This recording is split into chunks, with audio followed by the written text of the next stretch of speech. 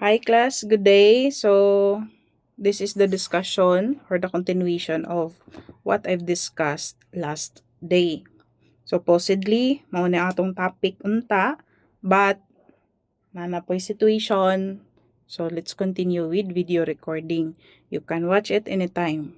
And please do understand and please listen para dili sayang ang effort. So, as to recap, the pattern area and the pipelines. I-recap nato kay importante ni siya when it comes to delta location and core location.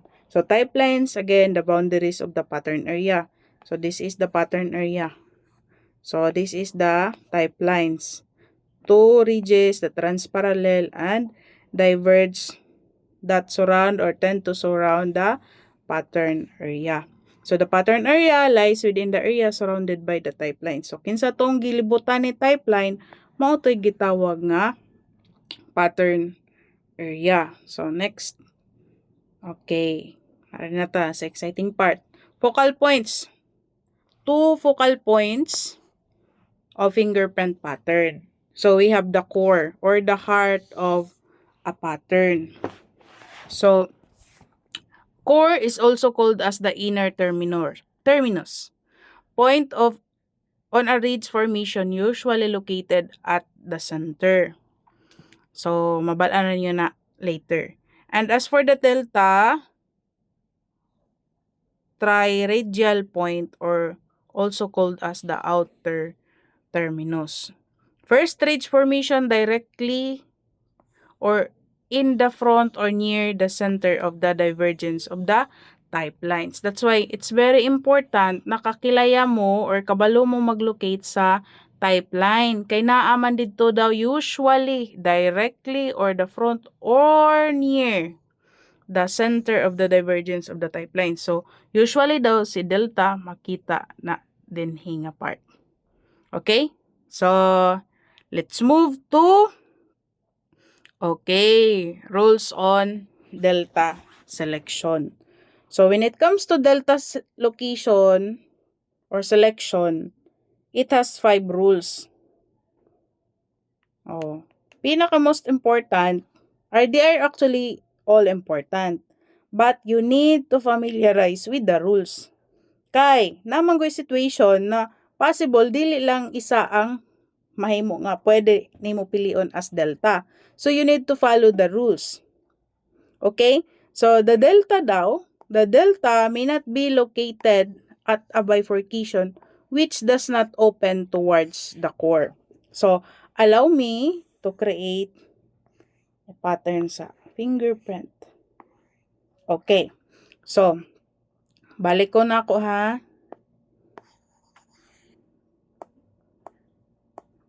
Delta may not be located at a bifurcation. So, if you still remember, this is a bifurcation. Diba? Which does not open towards the core. Okay. So, kay, diba ang rule ni core or ang kuan ni core is naa siya sa ilayumi. Possible sa pinaka-ilayumi, the innermost of the recurve. Possible pa na. Kay naaman po yung rule when it comes to core selection or core location. So, if the delta not be located at a bifurcation which does not open towards the core, meaning to say, kung kani ang atong core, then ang delta daw is not open towards the core, dili siya pwede pilion. Kung bifurcation ha, kung bifurcation. But, kani nga scenario diri, ang bifurcation is open towards the core. So, dapat to, ingani ang rule number 1. If ang delta nimo, which is bifurcation, possible tana, is not open towards the core, dili siya pwede pilion as delta. So, dili siya pwede. Balik ko na ko ha. The delta may not be located at a bifurcation which does not open. So meaning wala siya ni bilangkad paingon sa core. Towards the core, dili siya pagpilion. So, kung kani, if this is the bifurcation,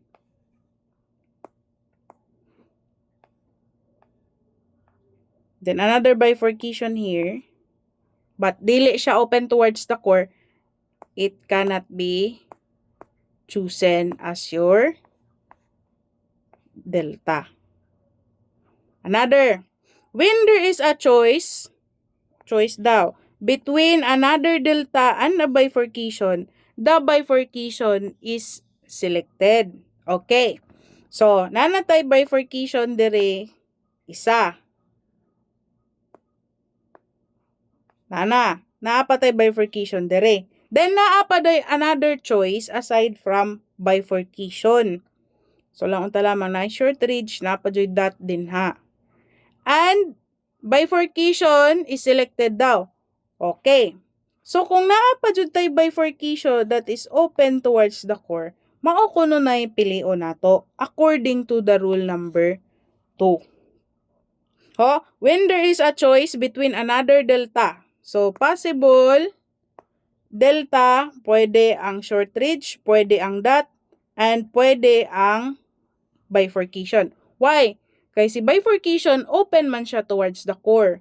Sa rule number 1 manggod, pag ang bifurcation daw is not open towards the core, dili pilion. But sa rule number 2, if there is a choice or another possible delta, but naa-present po si bifurcation, as long as the bifurcation is open towards the core, you need to choose the bifurcation as your delta. Kay mauman ang rule number 2. Okay, balik ko na ako para magits gayon. Okay. So, let's say,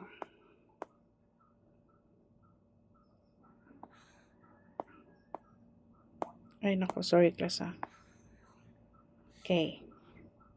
Naay bifurcation din ha. Okay, natay type line. So, dito i-bifurcate nato na siya. Then, naatay core. Sige, mga natong core. So, sa rule number 1, then natay dot. So, sa rule number 1, bifurcation does not open towards the core, dili pwede gamiton as delta. So, we have bifurcation, but it is not open towards the core, meaning wala siya nabilangka dito sa core, dili siya pwede pilion as our delta. So, dili. Rule number 1. Then, when there is sa rule number 2, when there is a choice between another delta, and a bifurcation, the bifurcation is selected. So, maghimo ta lang lamang naanatay dot. So, magkwanta kung naingana nga scenario or na situation na ingana, fingerprint pattern nga naingana. Sa rule number 2 kuno, another delta. So, another delta maning dot. Pwede siya ma-delta. And, kaso, sa rule number 2, another delta, but naagani bifurcation, which is open towards the core, mao imong pilion. Regardless man na class kung unsa na diha kagana or ka-perfect pa na siya nga possible na delta. But, pag naagani bifurcation nga open towards the core, open siya paingon dire, nagbilangkad siya, kani gayud imong pilion as your delta. Dili kung kani sila. Dili kung dot, dili kung short ridge, dili. Kay delta is open, bifurcation is open towards the core. That's rule number 2. So, move ta sa rule number 3. Okay. As for the number 3 daw, if there is a series, if there is a series of bifurcation, choose the nearest bifurcation towards the core. So, series of bifurcation, example, okay, dubli-dubli na diha. Then, another bifurcation, sige, naapay bifurcation diha. Naapagad bifurcation diri. Okay. When there are series of bifurcation, choose the nearest bifurcation to the core. So, Si bifurcation 1, 2, 3, 4, and 5. So, of course, you need to choose this as your delta. Kay nga naman, balik ta ha. Rule number 3, kung naday series, daghan, nga bifurcation, piliun nimo ang bifurcation na duol sa core. Duol man sab ni ma'am. But, let's go back to rule number 1. You cannot choose the bifurcation as your delta if it is not open towards the core. So, kani open siya towards the core. That's why this is our chosen delta. Dili sab ni siya. Kay let's go back sa rule number 3, nearest bifurcation man. So, dili man siya ang pinakaduol paingon sa core. Nari pa may mas duol. And of course, kini dili sab ni mapili. Kaya nga naman, aside sa layo siya sa core, dili pod siya open towards the core. Wala siya nag-open. And the bifurcation number 4, dili pod siya mapili. Bisan pa, even though this is open towards the core. Why? Narita, choose the nearest towards the core. Mas duol man ni as bifurcation. So, kana ang atong pilion na delta. So, let's go to the fourth rule. Okay. So, the fourth rule, the delta may not be located in the middle of the ridge running between the type lines toward the core, but at the nearer end only. So, okay. I'll give you an example. Wala na din na nag-base as bifurcation. Ha? Pwede na dira bisan asa nga possible na mga delta nato. Okay.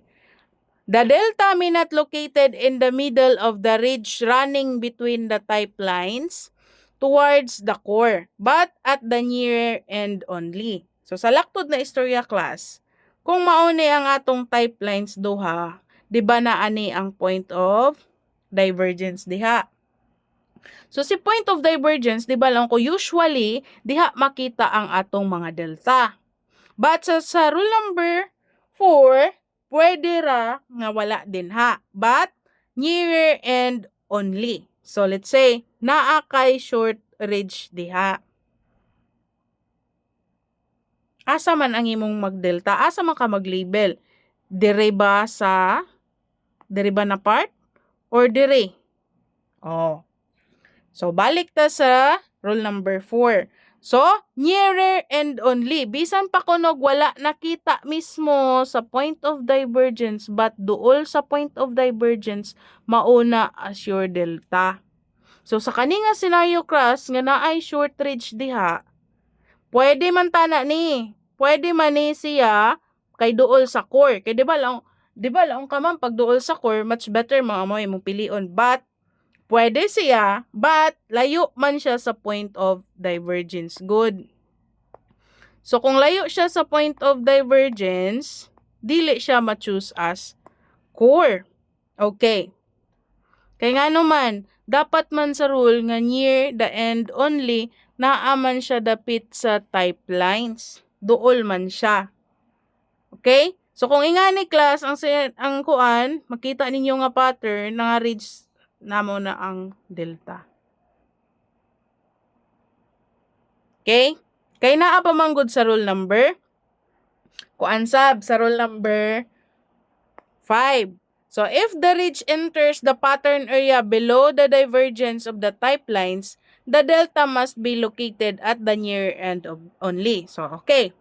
So mao man ni ang atong point of divergence, di ba? So, hatagan ta mo another scenario. What if dili na diha ang imong short ridge? Nari na dire. Okay. Ang imo na pod possible na pwede makuan as delta is kana siya. You have your ending ridge. Karon, asa naman sad ka mag-label or asa naman pod ang imong point of delta diri? Asa naman ka magpili? Dire ba? Si A ba or si B? Okay, pag ingana ang scenario class, ingani manggod siya. Sa rule, sa laktod na istorya, pag naa siya dinhi, dool sa point of divergence, ay nako, Duol siya sa point of divergence, di ba? Mao na ato point of divergence. And duol siya sa core, mauna atong pilion as delta. Kay nga naman, kay kani manggod, aside sa layo sa siya sa core, mas layo pod siya pod sa point of divergence compare ni B. Si B, mas duol sa point of divergence, mas duol pod siya kang core. That's why mauna ang imong bantayan sa sa mga rules. Ha? Bisan pa class og walay bifurcation diha nga makita nato. Ha? Kay dili man necessary nga ang pattern puro ra bifurcation imong pilion as delta. Mapili ra nimo ng bifurcation pag mosulod siya sa rule. Di ba rule number 1, dili pilion ang bifurcation if it is not open towards the core. Then, rule number 2, pag naay bifurcation and other form of delta, possible delta, mas pilion nimo ang delta that is open towards the core. So, possible, pwede man tana ning dot, but nari man ta, present man ang delta, so mo na imong pilion. Then, rule number 3, naay series of bifurcation, you need to choose the most closest to the core. Then, sa rule number 4, mauna ni siya. Katong kaina. Though wala siya mismo sa point of divergence, naalang siya sa near end, wala siya mismo sa point of divergence, balik, nalilang narira siya diri na part. Ang pag-label manggod diha. So, mag-label ka as your delta is kani. Kay again, balik ta, dool siya sa point of divergence. And if ang imong scenario is ingani na sub, ma'am, pareha sila ma'am. Tag-as. Diba? Do layo sab siya sa point of divergence, layo sa ni nga kuan, layo pod siya, kani imong mapili kay nga naman, mas lamang man siya. Aside sa duol siya sa core, mas duol pod siya sa point of divergence. If the ridge enters the pattern area below the divergence, the type lines of the delta must be located at the near to the core. So, mas duol man ni siya sa core.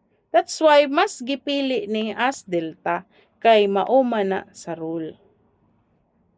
Okay? Balik ko na ko. Magbalik ta. Baylo na ko ang pattern. Dire na santa.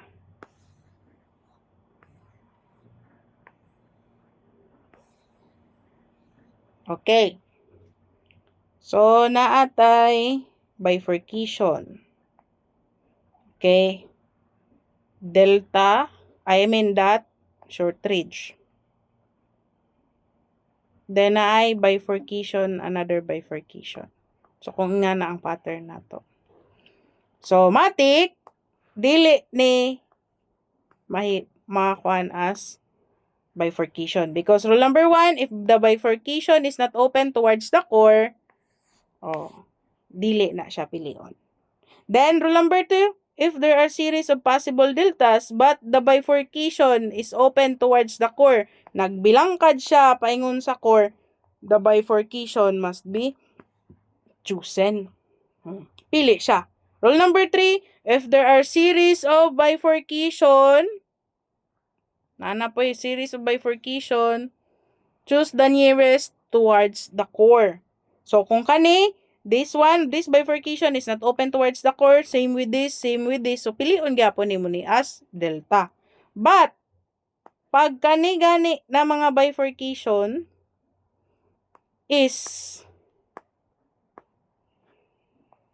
open towards the core, mabalis na ang imong delta. Kay kanina. Kay mauman sa rule nga, kung kinsa tong mas pinakaduol kay core, mao'y imong pilion. So, in rule number 4, kung wala sa point of divergence makita, wala diri mismo ang possible nimo nga delta, pwede ra ka diri mo hanap. See to it nga mas imong pilion, you need to choose mas duol sa point of divergence. But kung ingana gani sa rule number 5, pilion nimo ni assure delta kay mas duol siya sa okay. Duol siya sa core, mas duol po siya sa point of divergence. Kaysa kani nga layo sa point of divergence, mas layo pa jud siya sa core. Kuha class. Dali raman siya kuanon ang delta. Pilion, hanapon. Just kuan lang gayud. Be careful when selecting your delta. Kay nga naman, ingani man ang mahitabo gud na result. Kung mag-counting na ta, kung mali kag gipili assure delta, na ay bifurcation, then naa kay delta diha. Gipili nimo ning dot assure delta. So pagbilang nimo ana, mali na dayon ka. Kay supposedly mag-start na ka dinhi, paingon dira. So dapat maigo ng dot, maapil na siya sa counting. O di ba? Ang worst pa jud dira if dili ka kabalo mag-locate kung asa ang imong pipeline. Mo na siya. So that's it. Thank you. Bye-bye.